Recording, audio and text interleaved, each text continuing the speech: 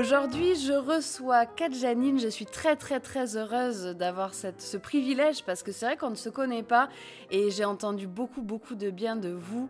Comment allez-vous, Kat Janine, dans l'art des confinés aujourd'hui? Moi, je suis une confinée disciplinée, sérieuse. Je prends ça très au sérieux. Et je n'ai absolument pas de mal à rester chez moi parce que je ne dois plus trouver de prétexte pour ne pas sortir. Donc, je suis pas mal. Ça peut durer encore longtemps. Donc vous avez décidé de rester confiné presque alors, du coup. Ah non, non, mais je suis confinée depuis le 14 mars, moi. Et il n'est pas question que je me déconfine si on ne m'autorise pas parce que, comment dire ça, quand on réalise qu'il y a 4 milliards de personnes qui sont confinées dans le monde, on réalise que c'est une chose très sérieuse. Et ce qui est, je trouve, formidable pour une fois, c'est qu'il y a quelque chose qui nous attaque, contre quoi chacun peut se défendre. C'est-à-dire qu'on est à la fois les victimes potentielles, mais aussi le remède potentiel. C'est-à-dire que si on ne fait pas les idiots et qu'on respecte les consignes qui sont quand même pas très contraignantes. Il ne faut pas exagérer non plus, quoi. Moi, ça me fait sourire quand les gens disent oui, mais les enfants, on est confinés avec les gens qu'on aime, mais ça marche plus. Vous voyez. Non, non, il y a des choses beaucoup plus graves dans la vie. On a de la chance, honnêtement. On a de Ah la ben chance de oui. pouvoir, je peux dire. Et est-ce que vous avez la sensation, justement, pendant ces 55 jours qu'on vient de passer confinés, est-ce que vous avez la sensation d'avoir changé? Non, ça, je suis une confinée en général. Hein. Je veux dire, quand je ne suis pas confinée, enfin, j'ai plusieurs endroits où je peux me confiner. J'ai un appartement à Bruxelles, un autre à Monaco et une maison en Afrique. Donc, je me confine régulièrement chez moi. Parce que je ne suis vraiment pas une sorteuse, pas du tout, je suis plutôt casanière. Et donc, ça m'a surtout confortée dans le fait qu'il faut faire les choses qu'on a à faire parce que ça veut dire, on ne sait jamais de quoi demain est fait, vous voyez. Ça va tellement vite quelquefois. On oublie, hein, même quand on a traversé des grands malheurs dans sa vie, on finit par oublier que la vie peut partir comme ça. Et le coronavirus nous le rappelle sérieusement. Et donc, il faut suivre son cœur, ses engagements, ne rien lâcher et surtout le faire, ne pas le dire, le faire. Et ça permet, ce confinement, il permet aussi de réfléchir parce que vous avez tout le temps après le ménage, la cuisine. Moi, maintenant, j'attaque les choses au coton-tige carrément. Je ne sais plus quoi nettoyer. Et donc, quand on a fini tout ça, ben, on se retrouve beaucoup avec soi-même, ce que j'aime beaucoup, ce qui m'arrive tout le temps. Mais il y a des choses aussi qui font réfléchir sur quel sera le demain, parce qu'on peut avoir deux options. C'est-à-dire l'option d'un monde qui change, merveilleux, on est devenus tous solidaires, on a compris, parce que quand même, cette humanité s'est révélée spontanément, comme si elle demandait qu'à bondir. Les gens se sont entraidés, ont inventé des trucs pour s'aider les uns les autres. Donc, on peut être optimiste et se dire, peut-être que c'est ça le monde d'après, quoi. Ouf, enfin, on y est. Merci, coronavirus. Et puis non, et puis on se dit, ceux qui ont perdu des milliards, ceux qui gèrent le monde, ils vont revenir, mais à 1500 à l'heure. Ils vont mener la vie super dure. Ça risque d'être pire qu'avant. Donc, il y a deux options possibles. Une merveilleuse et puis une pire qu'avant. Donc vous croyez à laquelle, vous, dans Non, votre intérieur? j'espère la première option. Ah oui. J'espère que j'ai une phrase que j'aime bien et que j'ai dit, j'espère qu'on va se recréer un monde après ça où le profit reculera au profit de l'humanité. Parce qu'en fait, c'est ça. Tout ça tourne autour du fait que c'est le profit qui domine. D'ailleurs, on peut voir à l'évolution à l'évolution du coronavirus, c'est des théories de coin de barre avec vin blanc à l'appui, quoi. Mais quand même, quand on regarde comment le coronavirus a attaqué le monde, il a quand même commencé par attaquer là où c'est le plus, comment on dit, quel est ce mot que je déteste, les pays, là où c'est le plus développé. Je veux dire matériellement, pas forcément là. Donc, ça a commencé par là, c'est-à-dire là où l'argent fonctionne très fort, où vraiment les industries, enfin, les économies sont fortes. Ça a commencé par la Chine, et puis l'Europe, et les États-Unis. Et on voit et puis le Brésil, je dis, et puis l'Afrique du Sud. C'est-à-dire que ça rentre vraiment presque dans la hiérarchie des puissances. Et alors, on voit que maintenant, ça arrive en Afrique. Ça arrive doucement. J'espère qu'il a un petit peu, qu'il a moins de vigueur, quoi, tellement il a voyagé, qu'il est beaucoup moins fort maintenant, j'espère. Mais c'est malheureusement pas vrai, je crois, parce qu'il met le même temps chaque fois à évoluer. Donc, oui, le coronavirus, il nous explique deux, trois choses. Oui, c'est vrai, ça nous remet face à nos réalités. Je suis bien d'accord avec vous. Vous êtes une artiste mondialement reconnue dans la musique africaine. Moi, j'adore personnellement ce que vous faites. Quelle place occupe l'art en général dans votre vie? Là, on parlait de confinement, mais dans votre vie de tous les jours. Bah, la musique, c'est la musique. Hein, je veux dire, on écoute de la musique. Nous, on se met des cabrels en boucle dans notre voiture quand on voyage, mais sérieux. Hein, c'est à la limite de l'overdose pour ceux qui nous accompagnent. Mais donc, non, la musique, forcément, enfin, celle que j'aime, moi, j'écoute toujours tout en boucle. C'est toujours la même chose, quoi. J'appuie sur un album, je ne le lâche plus, puis je prends un autre et je ne le lâche plus. C'est comme ça que j'écoute la musique. Je ne suis pas très variée. Mais ben, l'art, c'est-à-dire que l'art, enfin, il y a toute forme d'art. On a beaucoup d'objets d'art africains, par exemple, parce on voyage beaucoup en Afrique, donc c'est ce qu'on a le plus. Ou alors, enfin, partout où on va, on ramène des objets, ce pas des antiquités, mais quand même des objets d'une certaine vieillesse. Et ça j'adore. Moi, les objets, ça me parle plus que la peinture. Je ne comprends pas toujours tout, honnêtement. Puis, je ne vais pas souvent dans les musées. Je ne sors pas. Moi, je me confine né. Donc, je ne sors pas beaucoup. Mais oui.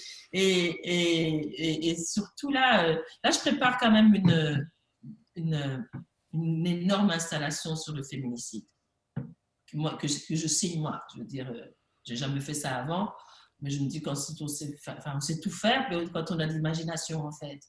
Mais c'est quelque chose de, c'est au niveau mondial en fait, parce que quand on découvre l'ampleur du féminicide dans le monde, vous vous écroulez, c'est des centaines de milliers, je dis bien des centaines de milliers de femmes qui sont assassinées chaque année. Et c'est comme si ce n'était pas une priorité mondiale, quoi. Moi, je dis, en fait, les violences conjugales, tout ça, c'est une pandémie. C'est une pandémie parce que c'est mondial, c'est une pandémie, mais à part qu'il n'y a ni de déconfinement, il n'y a pas de déconfinement en vue, ni de descente en vue. Au contraire, en tout cas, moi, là, je suis confinée en Belgique et la police a enregistré 40% de plaintes en plus. Les centres d'écoute, pareil, je veux dire, 3 fois plus, c'est-à-dire le triple, de femmes de plus en plus stressées, de plus en plus angoissées qui chuchotent. Donc, on peut imaginer que c'est plus grand que ça, puisqu'il y en a qui n'ont pas appelé, qui n'ont pas l'occasion. Et ça, pour moi, donc du coup quand le confinement a commencé, j'ai appelé les associations, donc je les accompagne. J'essaie de faire un peu caisse de résonance, parce que c'est vraiment un sujet qui me tient à cœur, parce que je trouve que parce qu'on me dit, t'es féministe, je dis non, moi je suis pas féministe, je fais partie d'aucun mouvement, mais je dis, mais s'il faut être féministe pour considérer que les femmes elles trinquent chaque fois, elles ont double, triple peine, qu'il y a un confinement, elles trinquent, qu'il y a un manque de travail, elles trinquent. Enfin, je veux dire, ça s'accumule, quand elles divorcent, elles trinquent, parce que souvent, c'est elles qui se retrouvent seules avec les mômes et les papas, globalement, enfin, voilà. Donc voilà, je sais, il faut être juste. Moi, je suis pour la justice, en fait. Voilà. Peu importe que ce soit pour les enfants, la planète, pour les femmes, ça m'est égal. Du moment que c'est juste. Et alors, à 60 ans, je vais vous dire, je m'en fous complètement. Moi, je suis libre comme l'air. Alors, je souhaite à tout le monde de vieillir. Hein. Il faut arrêter l'histoire de rajeunir. Il faut vieillir parce qu'on est libre. Il y a tout un tas de trucs dont on se fout. On parle comme on veut, on dit ce qu'on veut, on n'a pas peur. Et moi, j'aime ça. Et vous avez été marraine de l'UNICEF aussi, vous êtes quand même une femme engagée, même dans votre pays, le Burundi, où vous êtes vraiment l'une des voix internationales aussi pour le Burundi. Parlez-moi un petit peu de vos combats. Donc il y a le combat là, que vous menez, que vous allez commencer vraiment à entreprendre pour tout ce qui est femmes battues et les féminicides. Quels sont vos autres combats? Parce que vous êtes une femme très engagée. C'est pour ça, quand on me dit, mais t'as arrêté la musique, je dis, mais oui, parce que je n'ai qu'une vie pour vivre toutes les autres. Et puis celle-là, elle ne me plaisait plus. C'est pas que la musique ne me plaisait pas. Ah oui, vous connaissez Nicolas, tiens. Nicolas, c'est lui qui m'a fait. Je n'existerais pas sans lui. Nicolas, c'est Nicolas. Et donc, c'est-à-dire que mon parcours de vie a été, à un moment donné, tellement dur qu'en fait, j'ai plus peur de rien. Je ne veux pas rester quelque part parce que c'est raisonnable. Voilà.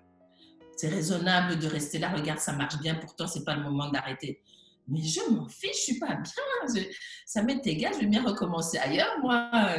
Et donc, voilà, donc j'ai été ambassadrice de l'UNICEF pendant 15 ans et j'ai arrêté aussi. Mais j'ai pas arrêté parce que j'en avais assez, j'ai arrêté parce que je trouve qu'il faut donner le relais aux jeunes artistes qui arrivent pour qu'eux aussi s'engagent et leur laisser la place, sinon il n'y a jamais de place pour les jeunes, quoi. Et donc, c'était une expérience extraordinaire. Mais moi, c'était particulier parce que j'étais marraine vaccin. Alors moi, j'avais que des gros bébés en bonne santé qui viennent se faire vacciner. C'était super cool. Mais du coup, je connais le travail de l'UNICEF très bien, qui est un travail extraordinaire. Bien sûr, c'est un grand privilège, c'est un honneur d'être ambassadrice de l'UNICEF. Mais ça, il faut avouer la vérité. Franchement, être ambassadrice de l'UNICEF, on n'est pas au travail au quotidien. C'est-à-dire c'est une mise en lumière. C'est-à-dire vous faites des voyages, je ne sais pas, au Sierra Leone, au Burundi, parce que je suis allée, j'ai fait plein de voyages pour eux. Mais vous faites des voyages, mais vous faites rien en fait. Je veux dire, c'est juste pour qu'il y avait des caméras, c'est juste qu'on puisse reporter et essayer de récolter de l'argent à travers ce voyage. Mais on n'a pas un rôle, on fait pas grand chose quand on est ambassadeur. Il faut arrêter. Enfin, ça donne beaucoup de prestige, mais on fait pas grand chose. On est une petite caisse de résonance selon son importance. Et sinon, à part ça, on est reparti vivre. J'ai une maison en Afrique, au cœur de l'Afrique, où on fait plein de projets, évidemment, avec les femmes, on fait des tas de trucs, mais petits, hein, tout petit. Alors, vous faites quoi, justement? Parce que c'était l'une de mes questions. Justement, dans le petit village où vous habitez 6 mois de l'année, d'après ce que j'ai cru comprendre. 4 mois, 5 mois, ça dépend. Voilà, maintenant, j'ai hâte d'y retourner et j'espère, je vais aller me confiner là-bas à la fois d'après. Oui, c'est ça. Pour le deuxième confinement. Je vais me déconfiner là-bas, me reconfiner là-bas. Ben, c'est divers, hein, parce qu'en fait, ce que moi je fais, c'est pas moi qui amène le projet, parce que je suis fatiguée de voir ces projets qui sont préparés, comment on appelle ça, pensés, inventés dans des bureaux au bout du monde pour des femmes qui vivent dans des villages, qui ont aussi des cerveaux, je veux dire, elles peuvent aussi réfléchir et dire ce qu'elles veulent, ce qui serait bien pour elles, tout en étant ouvertes aux nouveautés. Mais je pense que la discussion, on ne peut pas se faire sans elle. Donc, on amène des projets là-bas. Moi, je regarde des projets qui coûtent cher, qu'on vient inaugurer avec les ministres, des trucs qui ne fonctionneront pas parce que ça ne correspond pas au mode de vie, quoi. Ou alors, c'est des choses qui coûtent cher à entretenir. Donc, voilà. Moi, dans mon village, le chef du village nous a donné la terre. Et en retour, on leur a demandé qu'est-ce qu'on pouvait faire pour leur faire plaisir. Alors, ils ont dit d'abord un moulin, un deuxième puits pour l'eau, ce qui est essentiel. Et après ça, j'ai été voir mes sœurs, là, j'ai dit voilà. Et maintenant qu'on a fait plaisir à tout le village, moi, j'aimerais bien savoir ce qui vous ferait plaisir à vous. Parce qu'il ne faut pas oublier que les femmes travaillent énormément. Les hommes aussi, hein, mais les femmes travaillent énormément tout le temps. Et donc, elles ont demandé un moulin à 1000. Alors, donc on a fait un moulin à 1000 et elles ont décidé de faire payer, c'est-à-dire tout le monde, elles y compris, elles ont décidé de faire payer quand on vient moudre, je ne sais pas, le bol de 1000 de la journée. Et alors, je leur ai dit, mais alors si s'il y a de l'argent, pourquoi est-ce qu'on ne se fait pas une petite assoce alors qui est écrite nulle part? Elle a juste un nom et une petite caisse dans laquelle on met l'argent. Et un logo magnifique avec un bébé sur le dos, comme ça, super. Je dis, pourquoi on ne se fait pas une association comme ça? On essaie d'accumuler le plus d'argent possible pour avoir un vrai projet plus tard. Et puis, voilà, c'est comme ça. Et puis, on cotise aussi. Donc, ils ont décidé qu'on cotisait autant par mois. Moi, je cotisais 1 ou 2 fois par an, mais je cotisais bien. Parce que je ne suis pas là tous les mois pour donner. Et alors, il s'avère qu'après ça, donc voilà, je la fais courte. Donc, un jour, elles viennent me voir avec notre petite caisse. Elles ouvrent la caisse. Il y avait 350 000 francs. C'est juste pour vous dire que le chef du village voisin est mort parce qu'il ne pouvait pas payer une ordonnance de 10 000 francs. Donc, 330 000 francs qu'ils avaient économisés, moi, j'en avais les larmes aux yeux, quoi. Je n'en revenais pas, en fait. Je n'en revenais pas. Alors, elles sont venues, elles disent, voilà, on a 330 000. Waouh! Après 2 ans, disons. Qu'est-ce qu'on fait? Ne me dites pas, ne me demandez pas, vous avez déjà ce que vous voulez faire, alors dites-moi. Elle dit, on va faire du microcrédit. Elles prennent 10%. C'est-à-dire que à la fin du mois, vous ramenez 1100. Mais ça va hyper vite, c'est exponentiel. C'est-à-dire que ça commence avec 300 000, le mois d'après, c'est 330, le mois d'après, c'est 300, je ne sais pas combien, et puis ça va super vite. L'argent monte super vite. Et même qu'à un moment, je disais, il faudrait le mettre à la banque, on va venir nous le piller, notre argent. Bah oui. 1,3 million. Parce qu'elle rembourse. Elle ramène tout l'argent. Et alors, il y a eu la crise. Il y a eu la grosse crise où vraiment, voilà, il n'y avait plus de billes dans les greniers, etc. Et on a fait une réunion. Elles m'ont dit, il n'y a rien dans la caisse ce mois-ci, l'argent ne rentrera pas. J'ai dit, mais c'est super. C'est exactement à ça que ça sert. Je dis, vous êtes en crise, mais pas du tout, puisque vous avez plein d'argent. Je dis, c'est exactement à ça que ça sert. Et je dis, juste à condition qu'après, quand ça va mieux, l'argent revienne, quoi. Que le 1,2 million revienne et qu'on continue, je veux dire. Et on ne prête pas aux hommes. Les hommes, Ah ils oui? doivent pas. Ah non, on ne prête pas aux hommes parce qu'ils n'ont pas cotisé. D'accord, donc c'est vraiment, là pour le coup, oui, oui, effectivement, c'est vraiment un combat de femmes. Mais parce qu'on ne les veut pas, mais parce qu'ils ne se sont pas impliqués dans le projet, quoi. Ils n'ont rien géré, ils n'ont rien donné. On est des associés presque. Mais alors, ce que je veux dire, c'est que quand il y a eu le microcrédit par Mohamed Younous, là, c'était vraiment un projet extraordinaire. Moi, j'ai lu tout son livre, j'ai dévoré ça. Il donnait de prêter $35 et vraiment, c'était extraordinaire. À part qu'aujourd'hui, le microcrédit sont devenus des petits banquiers aussi, mais super agressifs, super méchants. Il y a des gens qui se suicident à cause du microcrédit parce qu'on vient leur prendre leurs vaches et puis leur maison parce qu'ils n'ont pas remboursé. Alors, chez nous, dans notre banque, je leur dis, mais et s'il y en a une qui ne paye pas? Bah, elle dit, on augmente 10%. Je dis, mais si elle ne paye pas, elle ne paye pas, elle ne paye pas, elle ne paye pas, elle payera. Parce qu'ils la connaissent, ils savent comment elle vit, ils savent tout. Par contre, quand il y a un deuil et qu'elle ne peut pas travailler, donc elle ne peut pas. Tout le monde sait. Donc, c'est vraiment une banque. Et en plus, c'est vraiment très utile à la humaine, si vous voulez. Parce qu'elles Humaine. savent. Non, mais elles savent quand tu as un problème, elles ne vont pas t'embêter. Au contraire, elles vont payer pour toi. Mais quand tu peux et que tu ne veux pas, là, elles savent aussi que tu as une vache, je sais pas, une chèvre, de l'argent, je ne sais pas. Donc, et voilà. Et de l'autre côté, l'autre village, elles ont voulu que je leur construise une petite maison pour faire une banque céréales. C'est-à-dire qu'elles achètent les céréales au bas prix, D'accord. qu'elles revendent en gros, parce qu'il n'y en a qu'une qui part faire chercher les commandes, qui revient avec son camion et tous ses sacs, et elles revendent à l'unité plus cher, quoi. Et les hommes de l'autre côté, ils ont fait de la pisciculture. Enfin, il y a tellement de trucs, mais ça marche parce que c'est leurs idées, quoi. C'est pas les miennes. Co- co- Quelle est la place de la musique au Burundi? Comment, je sais que c'est des populations qui sont ancrées justement dans les valeurs humaines, culturelles. La musique fait intégralement pardon, partie de leur quotidien. Comment ça se passe dans votre village, par exemple? Franchement, c'est difficile de parler du Burundi parce qu'on est au bord de la guerre civile, là. Enfin, de la guerre tout court. On a des élections présidentielles le 20, c'est-à-dire dans mercredi prochain. Et ça risque de partir en guerre. Il y a 99% de risque que la guerre éclate. Et moi, enfin, je veux dire, c'est une épine dans mon cœur parce que le Burundi est en trouble depuis longtemps. Nous avons des réfugiés partout à l'extérieur du pays, toujours à cause de cette fameuse démocratie imposée et mal comprise et même bafouée du coup par des troisième, quatrième, cinquième mandats. Là, on en a un qui a fait un troisième mandat.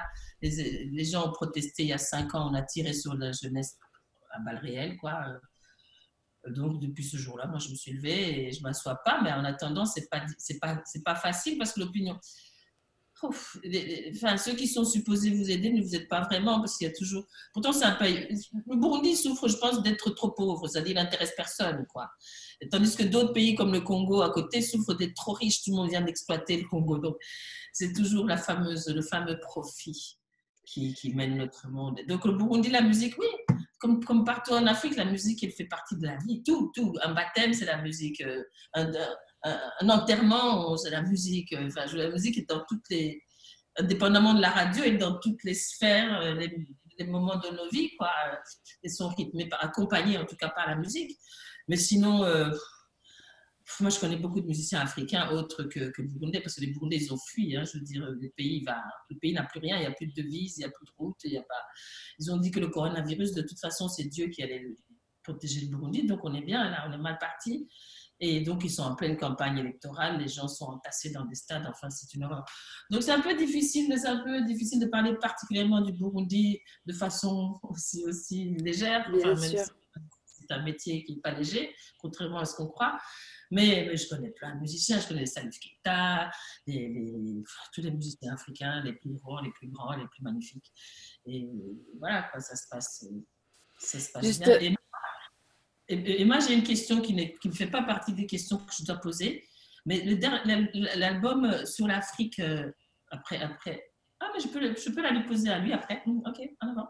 Je viens d'avoir une question. voilà, par exemple. Est-ce que vous pensez justement, on parlait de musique et justement de choses extrêmement graves malheureusement, est-ce que vous pensez que le côté libérateur de la musique, pour vous, ça vous a aidé à regarder le monde droit dans les yeux justement? Est-ce que vous pensez que ça vous a forgé aussi Non, je pense que c'est l'inverse. Je pense que ce sont les artistes qui ouvrent les yeux quand ils ont des choses à dire, hein, parce que la musique, on peut aussi parler de choses légères. Non, même les chansons d'amour, je veux dire, elles nous accompagnent. Hein, quand vous avez un gros blues, etc., un chagrin d'amour, qu'est-ce que ça... Il y a des morceaux qui vous consolent. Il n'y a pas de musique légère, ça dépend comment on la reçoit, ce qu'elle vous dit. Mais dans des artistes comme africains, évidemment, on parle beaucoup des combats, des l'éveil des consciences. On est très dans la revendication, peut-être pas la revendication, mais plutôt dans l'éveil des consciences, c'est-à-dire faire.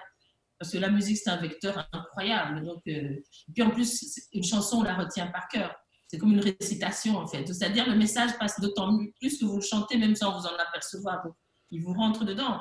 Donc, il y a des artistes, surtout des artistes de reggae, c'est vraiment des porteurs de messages. Je pense que... Et après, j'imagine que ça vous réalimente et ça devient une espèce le public, enfin, vous alimentez le public, il vous réalimente et puis ça devient une relation comme ça qui apprend, on apprend les uns des autres. Mais je crois surtout que c'est la musique qui donne aux gens. Je pense aussi. Vous dites toujours que, je vous ai entendu plusieurs fois dire qu'on n'a qu'une seule vie pour vivre toutes les autres. Tout à l'heure, on parlait de vos combats.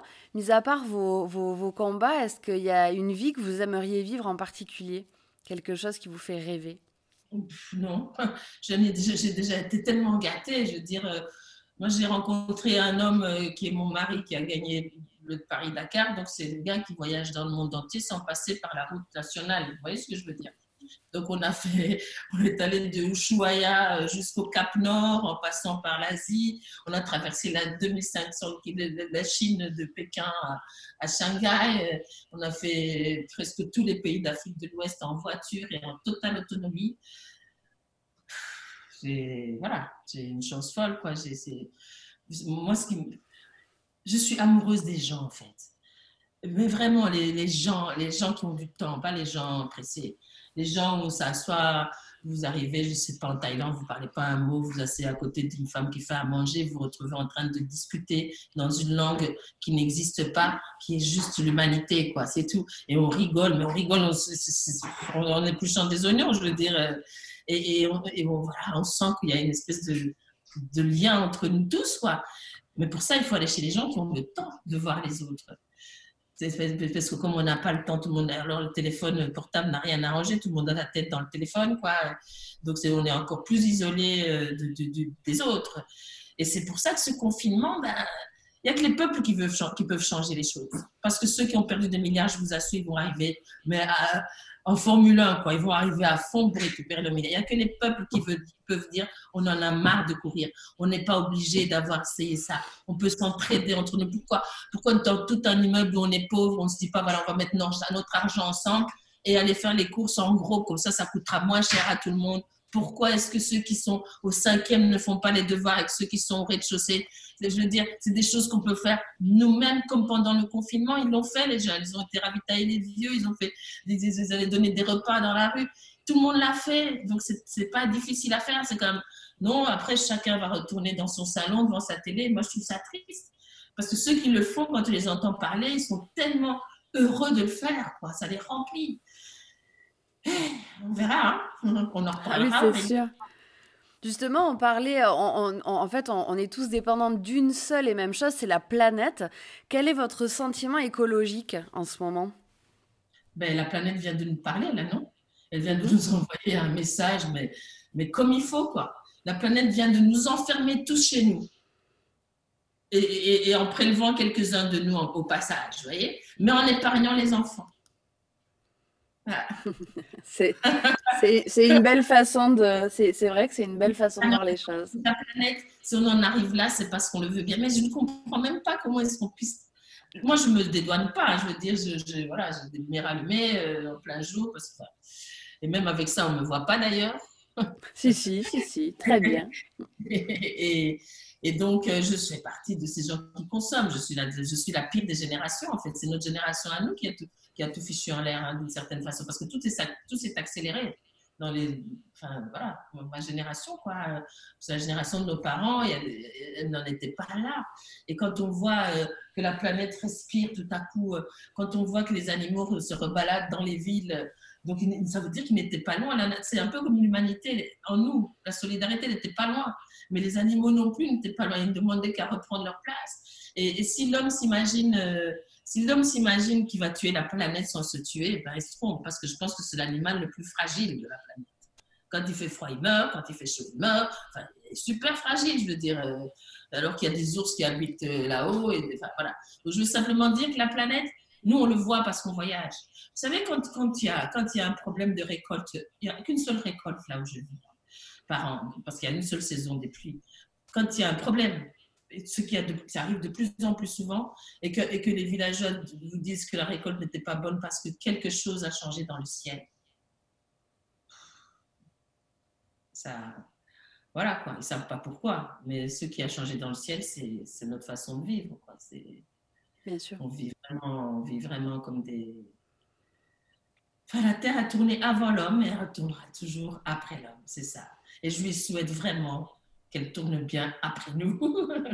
Oui, bien sûr. On est très mauvais, on est vraiment très mauvais. Mais c'est une partie de la population qui est mauvaise. Vous savez, c'est comme le grand business mondial, c'est comme la planétisation, la mondialisation, le grand business comme ça. C'est-à-dire que quand ça va bien, c'est privatisé, c'est-à-dire que ça ne profite qu'à ceux qui le font. Mais quand ça va mal, ça nous retombe sur nous tous, c'est mutualisé. C'est-à-dire que ce n'est pas fait pour les êtres humains, c'est fait pour 1% de gens qui profitent de ça. Mais il faut que les peuples le comprennent. C'est les peuples, il n'y a personne qui oblige les gens à avoir 10 téléphones portables, 18. Mais c'est tellement bien fait dans le commerce que si vous n'achetez pas, du coup, il y en a qui partent au chômage. C'est devenu fou. C'est devenu fou. C'est dingue, on ne peut même plus arrêter la machine. Il n'y a plus personne qui la contrôle, en fait. Mais on peut toujours s'arrêter et dire, oh, on est au bord du précipice. Voilà, on mangera moins, on habitera, voilà. Mais si ceux qui avaient plus partageaient ceux qui ont moins, ça irait beaucoup mieux. Je sais que je dis des choses qui semblent comme ça bien évidentes, mais moi, j'essaie de les vivre vraiment. J'essaie d'appliquer.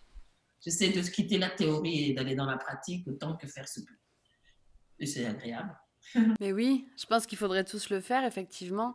On a parlé de choses évidemment très importantes, plutôt graves.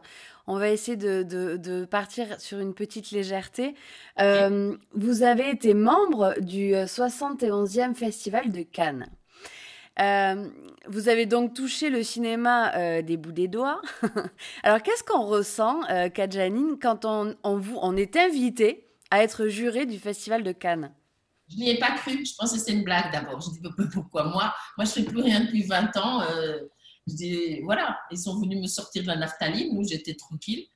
Et j'ai dit oui tout de suite, évidemment, parce que c'est une expérience tellement incroyable. Parce que moi, je ne suis jamais au Festival de Cannes, même pas, jamais. Je veux dire, c'est un truc qui ne fait pas partie de mon univers, quoi.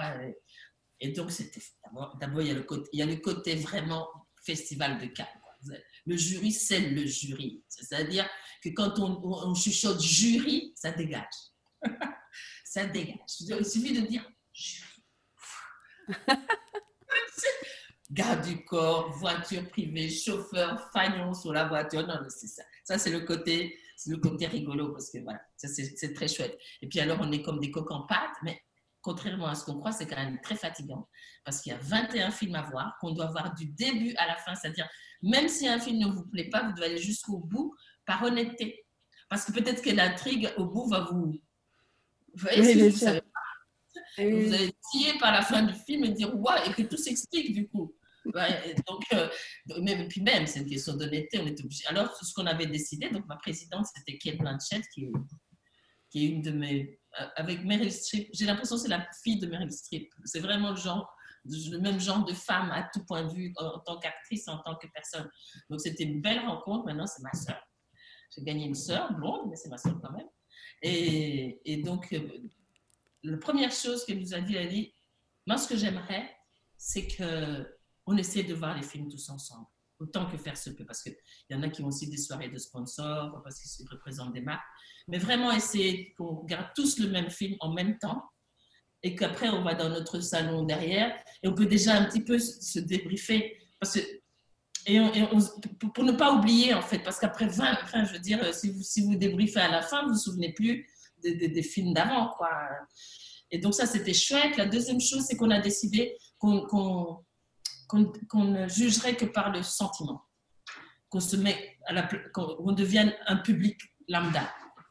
Parce que au fond, c'est comme la musique, on ne fait pas de la musique pour les professionnels ou pour les professionnels de la profession, je veux dire, on fait la musique pour le public. Donc on va être le public. Et s'il faut à un moment donné départager peut-être de films, là, les considérations techniques, machin, couleurs, tout ça peut rentrer en compte, vraiment en cas d'ex-aequo, disons. Mais sinon, c'était comme ça. Donc, c'est hyper confortable. Et aussi, qu'est-ce qui m'est arrivé de magnifique? J'ai rencontré Martin Scorsese. Oui, alors ce n'est pas une petite rencontre. J'ai une photo, on est comme ça, comme ça.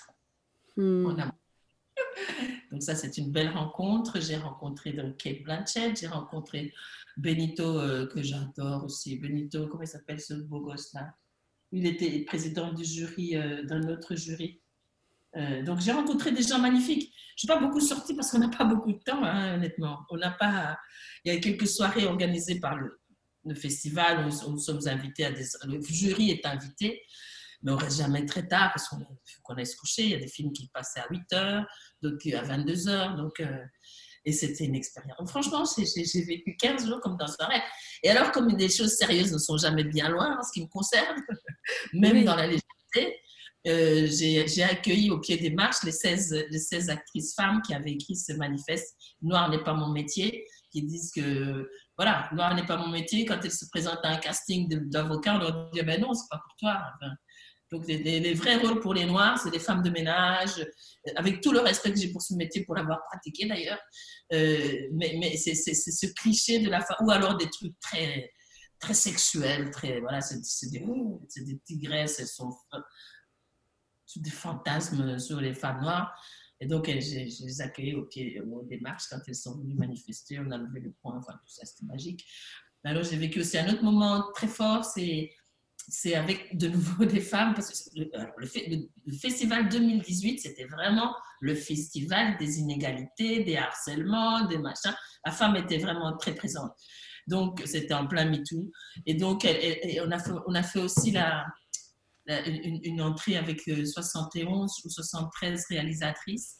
Oui, je me rappelle de ce moment-là. Et plein d'actrices. On a fait une marche parce que c'était pour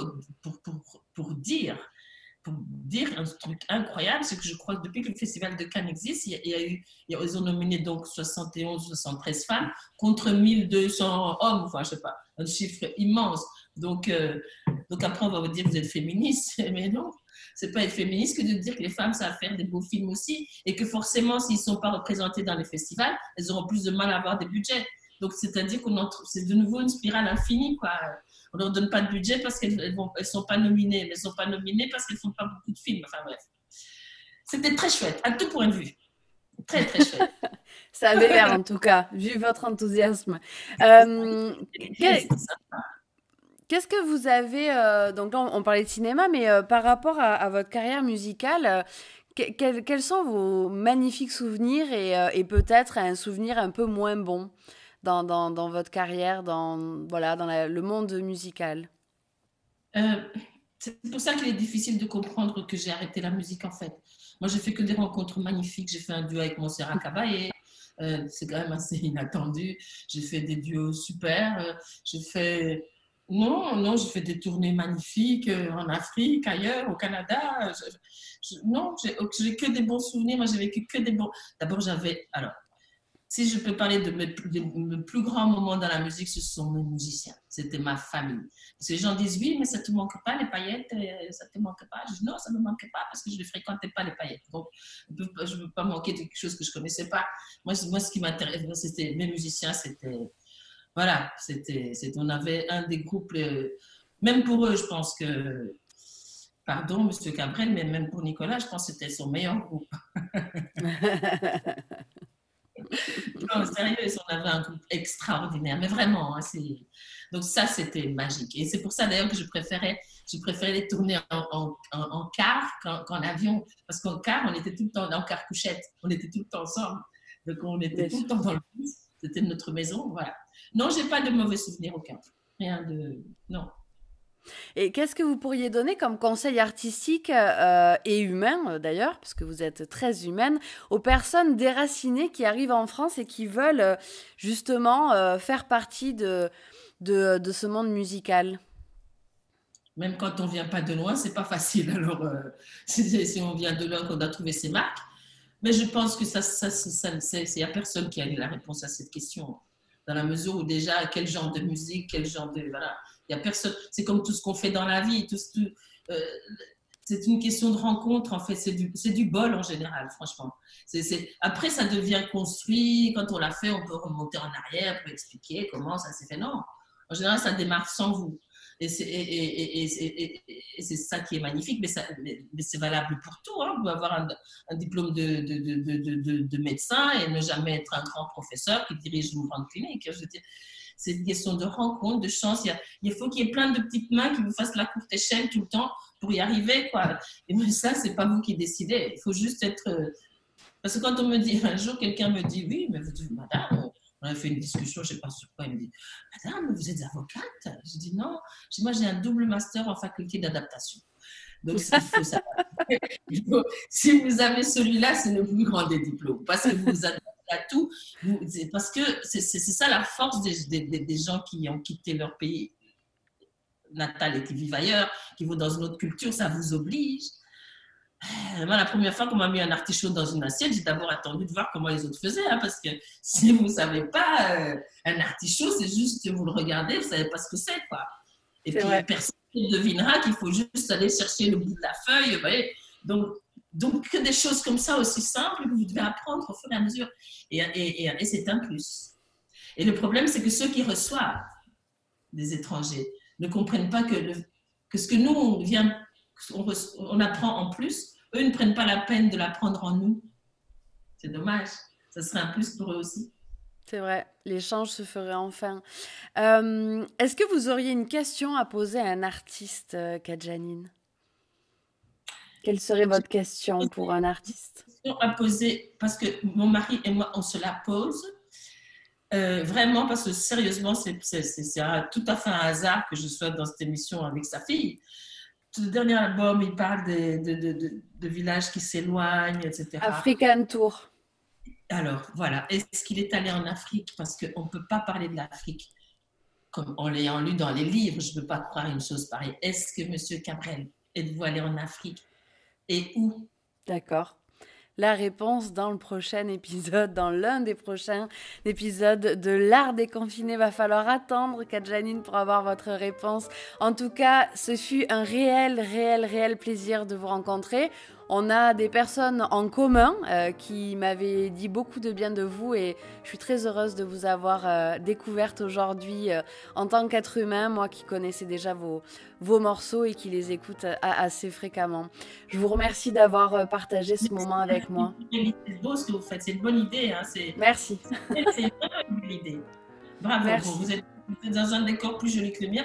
Les couteaux, là, c'est pour cuisiner, c'est pas pour tuer les gens, c'est juste pour cuisiner. Merci, on s'en doutait. Merci infiniment. Je vous souhaite que du bonheur pour la suite et dans tous vos projets. Et n'hésitez pas à nous faire part de vos combats. On viendra les suivre avec vous avec le plus grand des plaisirs. Merci. À bientôt. Merci beaucoup. Merci. Au revoir.